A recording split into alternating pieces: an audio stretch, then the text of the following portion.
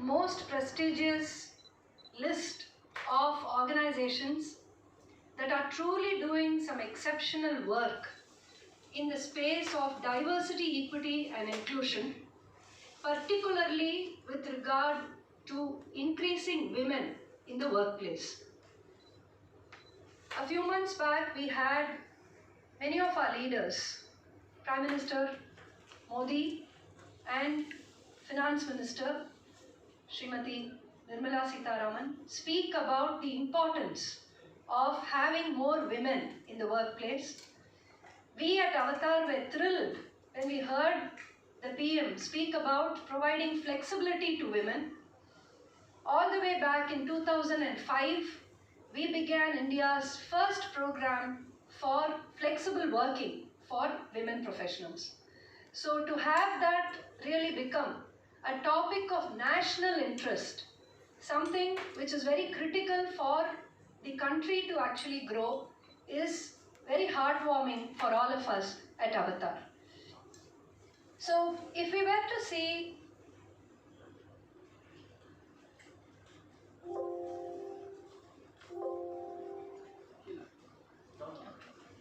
thank you.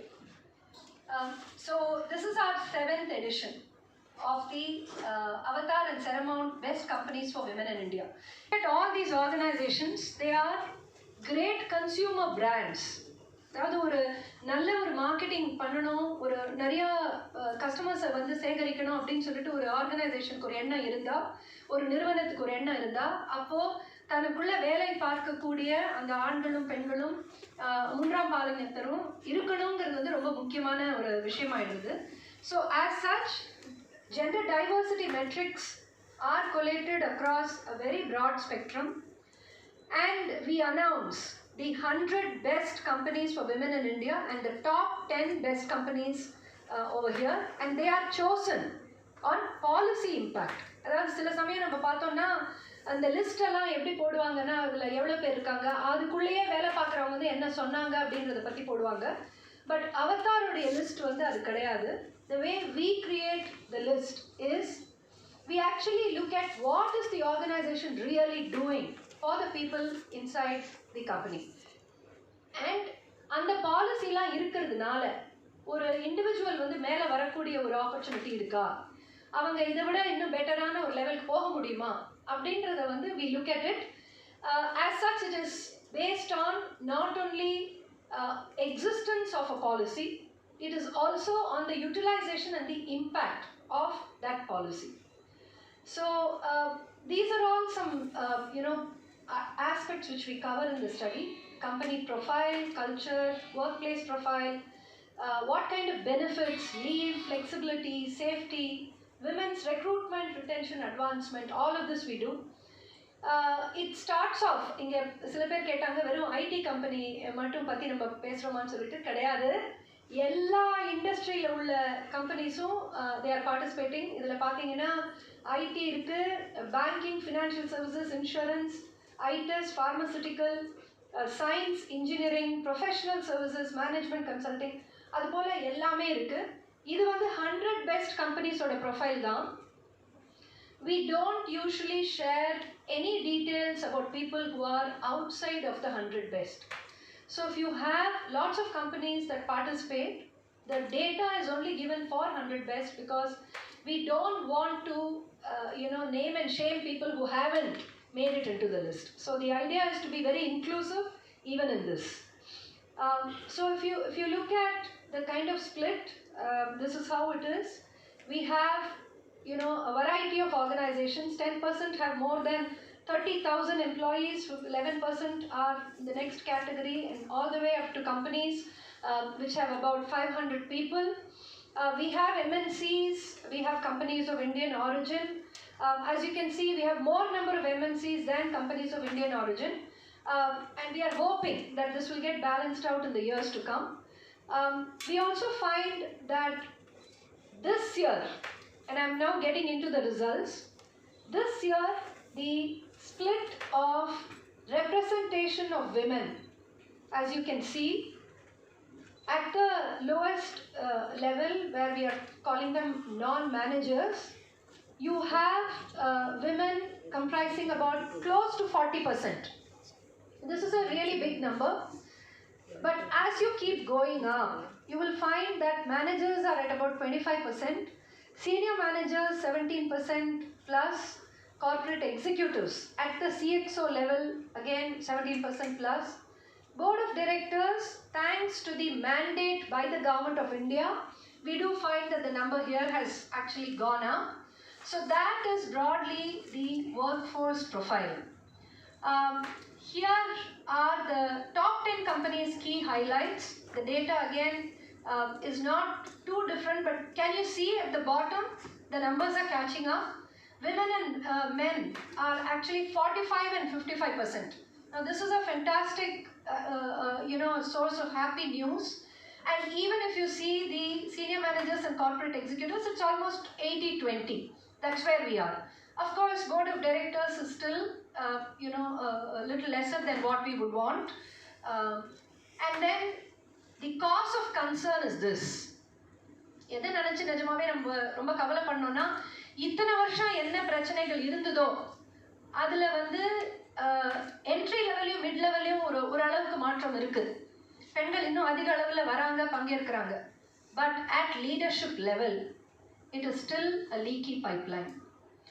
So women's representation has moved up 5% in 5 years.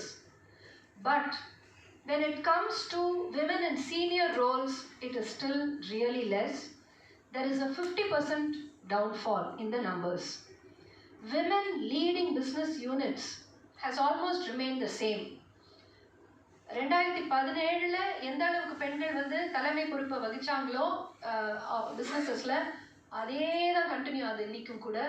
அப்போ இதுக்கு என்ன நடந்திருக்கு, ஏன் வந்து இது ஒரே லெவல்ல இருக்கு அப்படின்றது வந்து it's a cause of concern.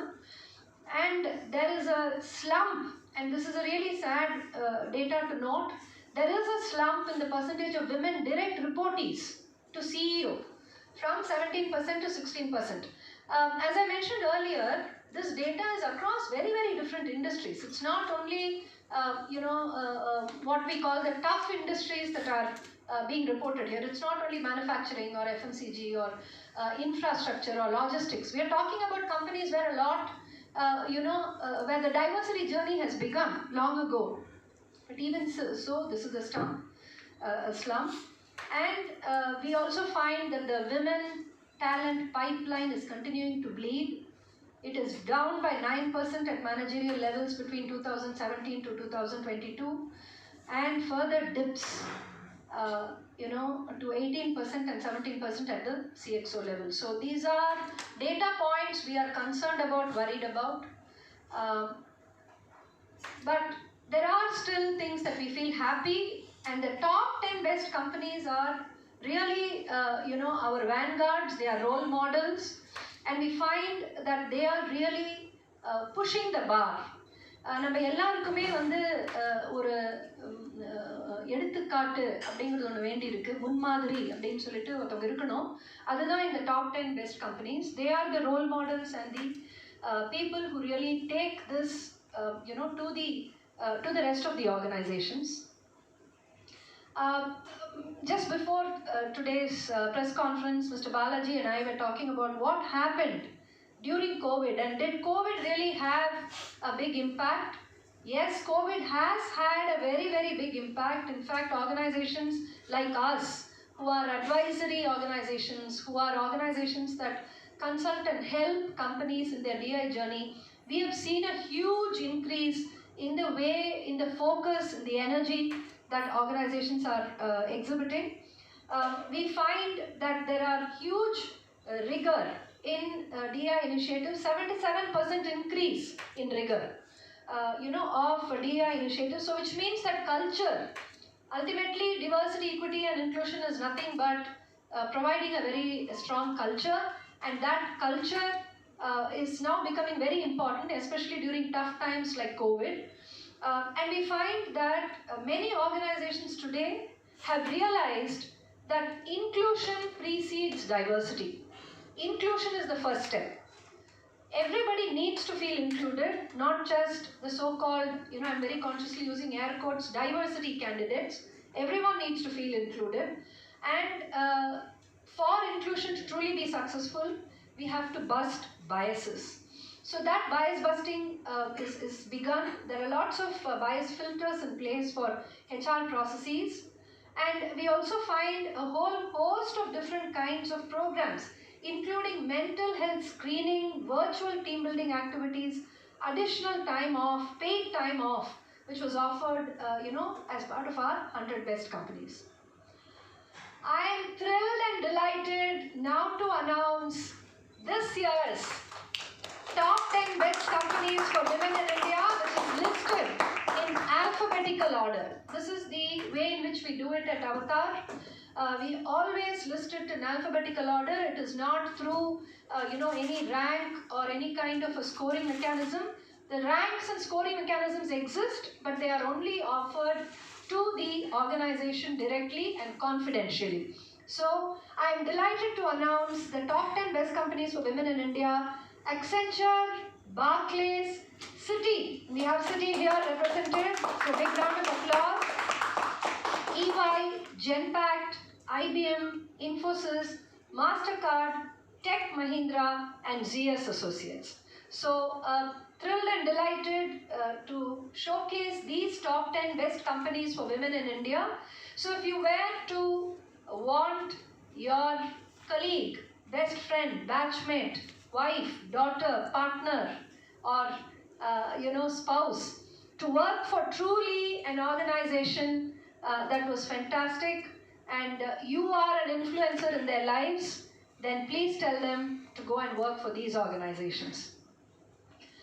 We now have the 100 best companies for women in India, and I am thrilled and delighted to announce that Kone, represented here by Mr. Saravanan, is also part of the 100 best companies for women in India.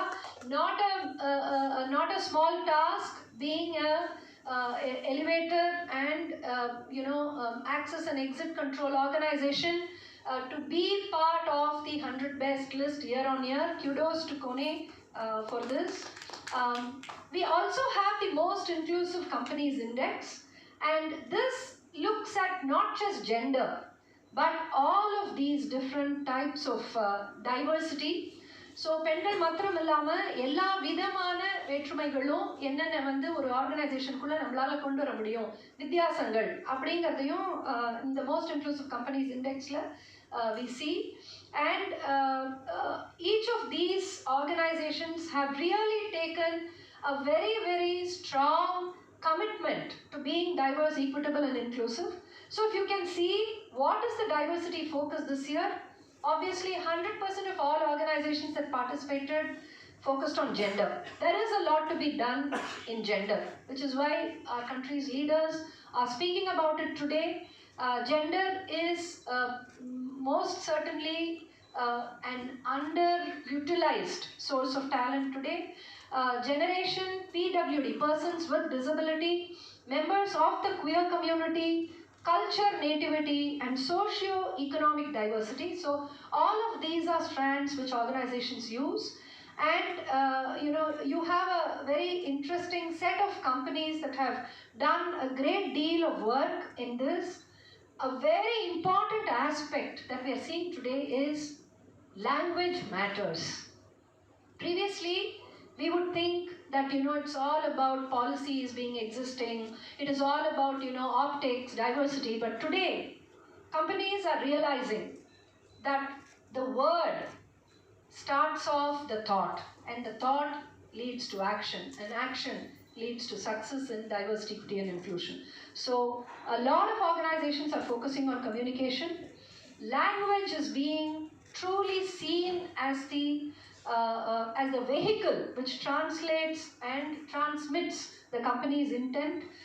So ensuring that policy documents are unbiased, neutral language is used, internal communication is unbiased, ensuring that town halls, when they are conducted, do not have any kind of biased words, and of course things like off-color jokes, unhappy comments being made by people of any particular diversity strand. All of these are now being checked. I am now thrilled and delighted to announce the 2022 Most Inclusive Companies Index.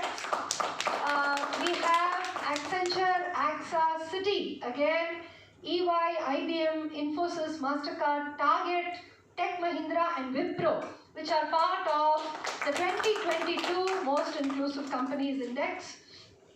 And we now have the exemplars of inclusion. So we had the champions in the previous slide, and these are the exemplars.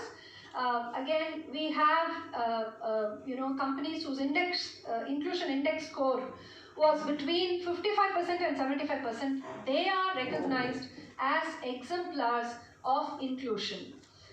With this, I'm going to now go into the panel discussion, and I have with me two very incredible male allies, leaders who have actually ensured that the diversity, equity and inclusion conversation focus within their enterprises was absolutely kept as a top priority, and a lot of bandwidth, whether it was the executive time, leadership bandwidth, whether it was about the way in which people came together, spent time, energy, money on diversity, equity and inclusion.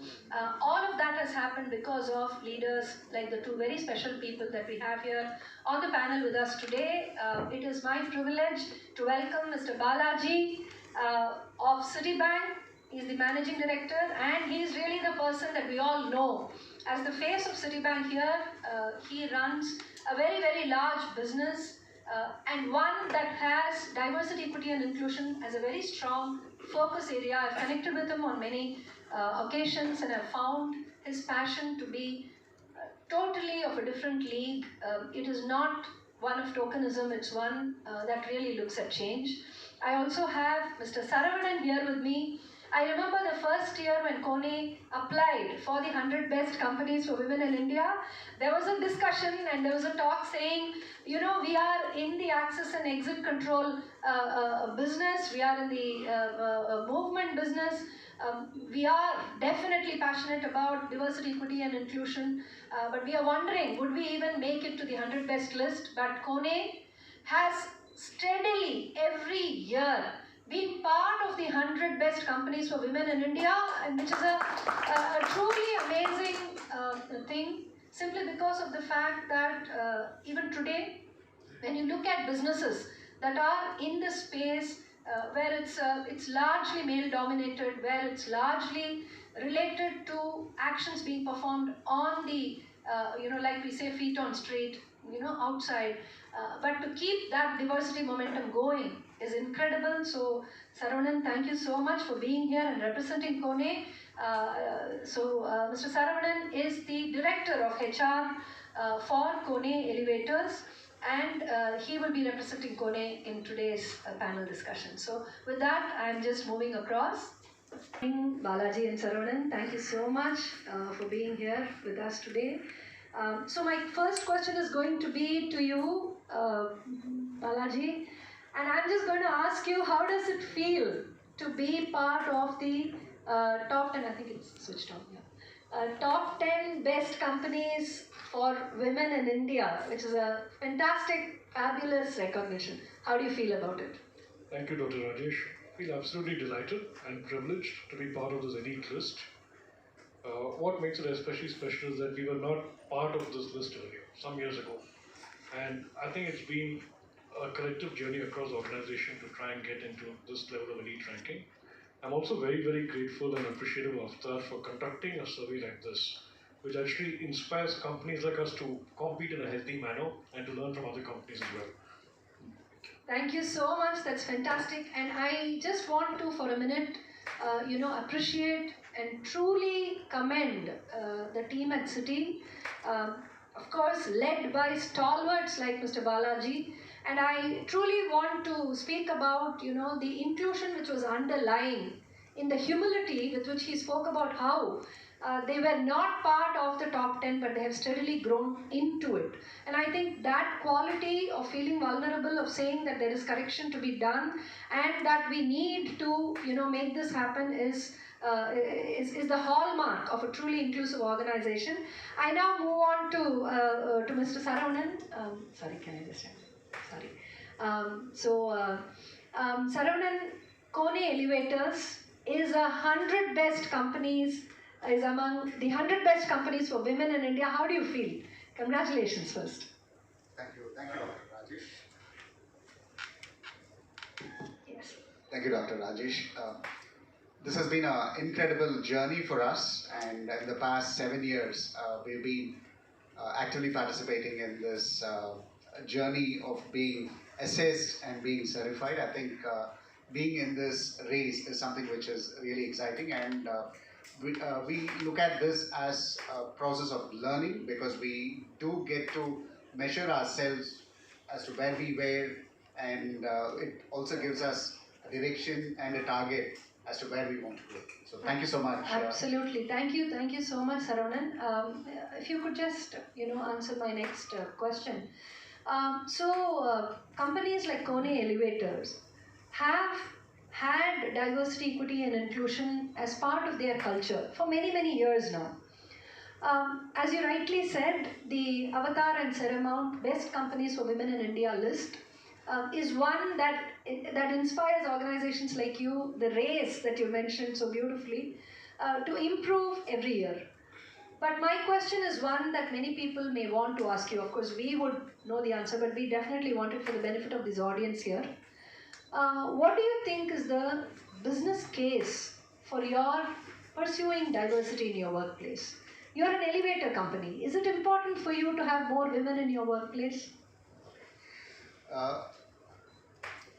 It probably maybe a few years back, DEI could have been good to have from a business perspective, but today it's a must to have. That is something which I would like to underscore. And today organizations are talking about ESG, and definitely from that perspective, being a diverse and inclusive organization is going to be very important. And we have seen how participation of women and various other dimensions of diversity has been helping us move in the right direction from reaching our ESG targets. Excellent. Thank you so much. Balaji, the next question is to you, and I just want to talk about the fact that Citi has been on this upward trajectory as far as your focus on diversity, equity, and inclusion is concerned. And there are fantastic data that has emerged from your application as part of the Avtar and Seramount Best Companies, which includes 99% maternity retention rate. And this is a fantastic kind of a data which really says that an organization that truly is committed to having an equal representation of men and women in its workplace should look at all aspects of D, E, and I. So it's not just hiring; it's also the policy, repertoire that's there, and also how women are really made to feel. So my question to you, Balaji, is this. When Citi started off on this journey, what did you think were the primary challenges? And what have you kind of, solved for now? Where are you at this point of time? That's a very good question. As you rightly pointed out, there are multiple aspects like D, E, and I to the equation, right? I think our initial focus was on building the D part. And that's been a corporate-wide priority for us globally. For example, our CEO, Jane Fraser, who was actually the first woman to head a major Wall Street bank, Fantastic. has actually set a target of 43.5% of our senior and mid roles should be filled by women. And we've been steadily working towards that goal. So we looked at hiring, we made sure we had the increase in hiring. But now, where we are is, we are seeing the hiring ratios fall into place. We are seeing a good number of women entering our both junior and mid-level positions. Our focus is now on senior positions, on leadership, which is where I think collectively in India we do have a challenge, and across the corporate sector globally as well. We are also looking at inclusion, and that's where I think the true edge will lie. For example, you mentioned maternity. So we have an initiative where there's maternity rating protection. If a woman goes on maternity leave, her performance rating is protected at a certain minimum level. So you don't have to worry about performance. We have Maternity Matters, which is a 360-degree maternity support program for women. So we are really looking at how do we go beyond numbers to creating the right culture, the right spirit of inclusion where everyone feels valued and welcome. I think that's the next milestone to cross, and which will get us to the end state of being a truly inclusive organization. Absolutely. This is wonderful. Thank you so much, Balaji. Saravanan, my question to you is more, very fundamental. So, you have been in this journey, and year on year, Kone has consistently been placed in the 100 best companies for women in India, as a result of which you are part of the Hall of Fame. Numbers can change. More women will be there. At certain points of time, you would have greater, dropout or attrition of women and so on. But I just want to ask you, what is the big cultural change that you find when you have, diverse strands represented in your workplace? Do you find that kind of a cultural change happening very evidently? The answers are clear. Yes, we definitely do see a lot of change in the way how people carry themselves in the workplace. Uh, we operate across India. We have 40 different branches across India, and there were offices in which we never had even a single lady working for us few years back. Okay. And when we started this journey, we were challenging ourselves, saying, how do we go about at least having some representation? Right, to start with, can I at least have at least one lady employee there in the organization, right? And when we started to have them, the way people conducted themselves in the office and the way they were talking about various things, they started becoming a little bit more cautious. Okay. And it really did help in terms of refining the work culture. Okay. And that's been a fantastic value add in this journey of DEI. Fantastic, and that's very honest and amazing response in terms of how having diverse strands in the workplace really changes the way in which people's behavior happens. Balaji, I just want to ask you, when it comes to cities' focus, and here I have a little bit of a history that I need to kind of share. My first organization, the one that I worked for at the beginning of my career as a freshly minted MBA, was Citibank. So I worked, Citi has been like an alma mater to me. I was with them for 3 years before I took a break on account of marriage, maternity and motherhood. And over the years, I have stayed in touch with the leaders at Citi. And the culture that is truly generated, that kind of gets created and inculcated in Citi, is always a very entrepreneurial, very enabling culture. So my question, Balaji, to you is, when we speak of the incremental benefits of having diversity, equity and inclusion, do you think that as a consumer organization, one that faces customers, one that sells to different customers, it is important for you to mirror your marketplace? Is that one of the main reasons why you pursue diversity, equity and inclusion? Oh, absolutely. I think not just for Citi, but many companies. We serve the world around us. We serve a world that's diverse in every way. And it certainly helps if our internal workforce and the thought processes internally are aligned to the diverse workforce we serve. Okay. So to that, it's a resounding yes. I'd also say there's enough and more research which all of us know about how diverse workforces are more productive, and I can say I've experienced that personally, not just through research and academic journals, but I've seen as we have improved diversity, as we have got a better representation around the table in my organization, I have seen fresher, more original points of view which come in, and sometimes the blind spots of people who have not even realized they had a certain bias or a certain lack of awareness gets addressed when you get more points of view. So I have seen those benefits play out. That's fantastic. Please, retain the mic with you for a minute. Also, the aspect of creating women leaders. So I do remember even back when I used to work, and of course now, and with Jane being there.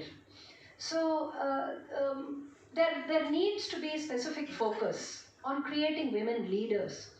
And one of the points that we have noticed in the 2022 Avtar and Seramount Best Companies for Women in India study is that while there's a lot of great action happening, at the early career and mid-career levels, it somehow does not percolate to leadership levels. And that's a cause of concern One, because, and with specific reference to the banking industry, because at one point of time, India's banking leaders, the women CEOs of all of India's top banks, were role models to the rest of the world.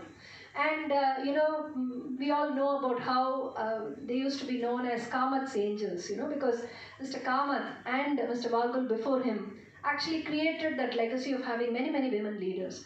Now we want that legacy back in India. And what do you think we can do for that? What do you think city would like to do? How do we address this challenge of rather weak leadership drung of women? I think this is the question really that we have to address as an industry in India. If you look at the entry levels, we are very healthy. You're getting 40% in your statistics show that as well. And we are seeing a whole lot of improvement at the middle level as well. Now, unfortunately, we do see drop-offs. So we see the entry levels being good, even the mid levels being reasonably good, but then it starts dropping off with every succeeding rung of the ladder. I think there are two challenges here, right? One is coming up with a way in which we can avoid attrition due to life events. You spoke about your own example. Marriage, maternity, motherhood continue to be the main points of attrition. I think as an industry, we have to start working with more flexible solutions of working to attract women back to the workforce. For example, the return to work program that we do in City and many others do. Yes. It is addressed at women who may have had to take a break, but who can come back to the workforce at the right time. So you must have the ecosystem to bring women back into the workforce, even if it's after a small break in their careers. The other thing we need to do really is develop women. We need to have development programs in the corporate, specifically addressed at women.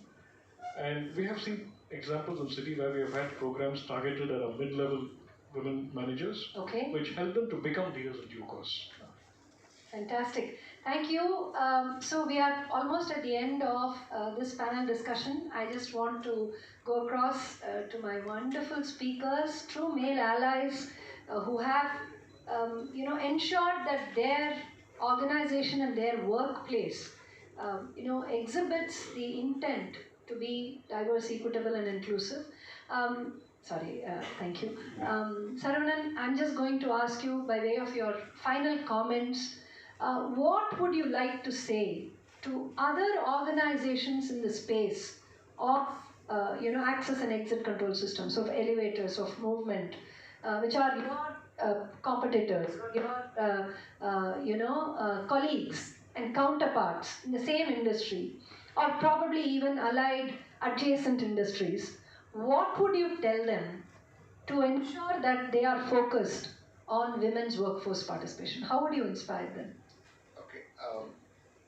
Let me probably take a little bit of, I'll expand the scope for myself. Looking at the list, the top 10 companies have been service industries, and the challenges of manufacturing, construction and engineering industry is very, very different when it's compared to the service industries. Out of my 25 years of experience, 10 years has been spent in the IT services engineering organizations as well. So from that, I could really say the environment which we would be able to control is very limited for us. If it is our workplace or offices or factories, the environment is pretty much controllable. And what we would like to intervene and what kind of steps we would be able to take is pretty much possible. But our workspace goes beyond that. It's at the construction sites, it's at the already built apartments and offices where the elevators are running up and down. So what we could do is probably look at our sphere of influence, where we have a slightly better control in terms of the environment where we could influence. Let's take that as a first step. Let's focus on that and eventually go beyond and see how do we influence the rest of the environment to see how DEI can be taken up. And that is a message I would like to share with organizations in the same league as ours. Absolutely brilliant answer. I think that really deserves a big round of applause. Balaji, by way of your final comments in today's panel, I'm just going to kind of take a leaf of what Saravanan just mentioned. So one of the challenges that Avtar is actually seeing is these wonderful pockets of inclusion that are getting created in India. These are like an oasis in a desert. And you have great companies, a Kone here, a Citibank here, which within their organizations are creating very diverse, equitable, and inclusive experiences for their people. But one organization does not, cannot kind of control the entire ecosystem. So you need the ecosystem to sort of develop. And one of the ways in which large organizations like you can do this is when you start influencing your partners. When you start influencing companies that are selling to you, your vendors, your distributors, and so on, so that this virtuous cycle of inclusion, of providing a better experience to a woman professional, where she feels safe, she feels that she's happy to come in and work over there. She knows that she has everything going for her to rise to the fullest of her potential. Now that experience is not only within the four walls of the organization, but extends outside to others that your people will come in contact with. What are your thoughts about this? I think there's a lot of opportunity in building the ecosystem to encourage DEI. I'll give you a couple of examples of how we've done that. For example, we tie up with engineering colleges, women's engineering college, we tie up with Cummins in Pune, for instance. Okay. And we actually go to the college and we train them and groom them ahead of the placement season. And we can do that in more colleges as well. Fantastic. The point I'm making that the industry today is already working together to do this because the level of awareness of DEI initiatives has really gone up dramatically in the last 5 to 6 years. I've seen companies competing in a healthy manner, looking at how they can influence the ecosystem. It can be education through colleges and schools. It can be vendors and partners. We did a program, in fact, with our vendors and all of our supply chain partners to look Fabulous. at DEI. So there are enough and more opportunities. I think one of the things I do want to call out, Dr. Rajesh, is the role organizations like yours play in this process. Because I think you have made a tremendous difference by having this top 10 awards, top 100 recognition, by having the questionnaire, by going through your questionnaire. We learn a lot about best practice in other companies as well. So I think you also influence the ecosystem yourself, and you and the organization should be very proud of it. Thank you so very much. Ladies and gentlemen, our friends, everyone gathered here, thank you so much for being here. If anybody has any questions to any of us here, we'd be happy to answer it. கேள்விகள் ஏதாவது இருந்ததுனாக்க கேளுங்க, பதில் சொல்றதுக்கு தயாரா இருக்கோம். Thank you.